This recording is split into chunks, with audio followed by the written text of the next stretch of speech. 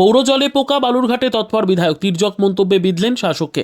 পৌরসভার জলে পোকা আতঙ্ক ছড়ালো বালুরঘাট শহরের নামাবঙ্গী এলাকার ভেস্ট কলোনিতে।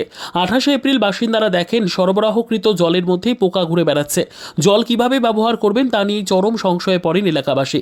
খবর ছড়াতেই বৃহস্পতিবার সকালে ঘটনাস্থলে হাজির হন বালুরঘাটের বিধায়ক অশোক কুমার লাহিড়ী। তিনি স্থানীয় বাসিন্দা রুমকি দত্ত, স্বাগতা ভাদুরীর সঙ্গে কথা বলেন। অভিযোগ, তাদের বাড়ির জলের মধ্যেও পোকা রয়েছে। বিধায়কের কটাক্ষ, জল থেকে মাছ বেরোলে ভালো হতো। পোকা বেরিয়েছে, কেউ বলছে ওটা যোগ, কেউ বলছে না, তা ভগবান জানে। অভিযোগ, পোকাযুক্ত জল পান করার ঝুঁকি নিতে পারছে না মানুষ, বাধ্য হয়ে জল কিনে খেতে হচ্ছে। এক মাসে জলের পেছনে খরচ হচ্ছে 500 টাকারও বেশি। মধ্যবিত্ত পরিবারগুলোর পক্ষে এই খরচ টানা মুশকিল। বিধায়কের প্রশ্ন, শাসক দলের হাতে পৌরসভা, তাহলে এই অবস্থা কেন? ঘটনার পর থেকে ক্ষোভে ফুঁসছেন সাধারণ মানুষ। তাদের পাশে দাঁড়ানোর জন্য বিধায়কের তৎপরতাকে সাধুবাদ জানিয়েছেন অনেকেই। পৌরসভার তরফে যদিও এ বিষয়ে এখনো পর্যন্ত কোনো সরকারি প্রতিক্রিয়া মেলেনি। এখানে পৌরসভা দু রকম জল দেয়, একটা হচ্ছে পানীয় জল আর একটা হচ্ছে এমনি জল। এই পানীয় যখন বলছে তখন খাওয়ার উপযোগী। তাহলে 9 নম্বর ওয়ার্ডে গিয়ে দুটি বাড়িতে, একটা বোধহয় স্বাগতা ভাদুরী আর একটা রিঙ্কি দত্ত, ওদের বাড়িতে গিয়ে খোঁজ নিলাম।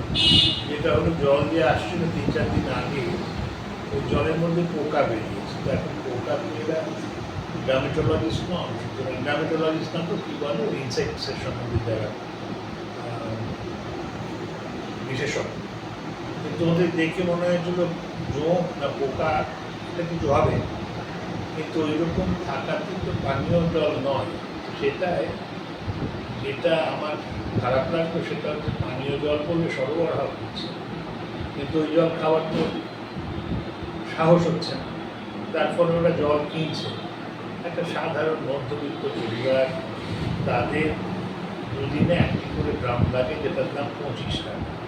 তো 15টা ড্রাম যদি লাগে মাসে, তার মানে তো হয়ে গেল 15 × 25, তো প্রায় কত হয়? 15 × 25, 14, 15, 75, হ্যাঁ, তো 375 টাকা, 400 টাকা মতো জলে চলে যাচ্ছে। তো এই সম্বন্ধে পৌরসভা কী করছে আমি জানি না। কিন্তু জলে নিশ্চয়ই যখন পাইপ লাগানো হয়েছিল, পাইপে কোথাও ফুটো আছে, ওখানে তো আকাশ থেকে পড়েনি পোকা, ওই পাইপের মধ্যে পোকার বাস আছে, এবং ওই একদিন বেরিয়েছে, তারপর আর বেরোয়নি, তাদের তো নিশ্চিন্ত হওয়ার কোনো কারণ নেই। সমস্যার তো সমাধান নেই। এইটাই দেখলাম। পৌরসভা কী করছে তো বুঝতে পারছি না। বালুরঘাট থেকে বিশেষ প্রতিবেদন, উত্তর বাংলা সংবাদ।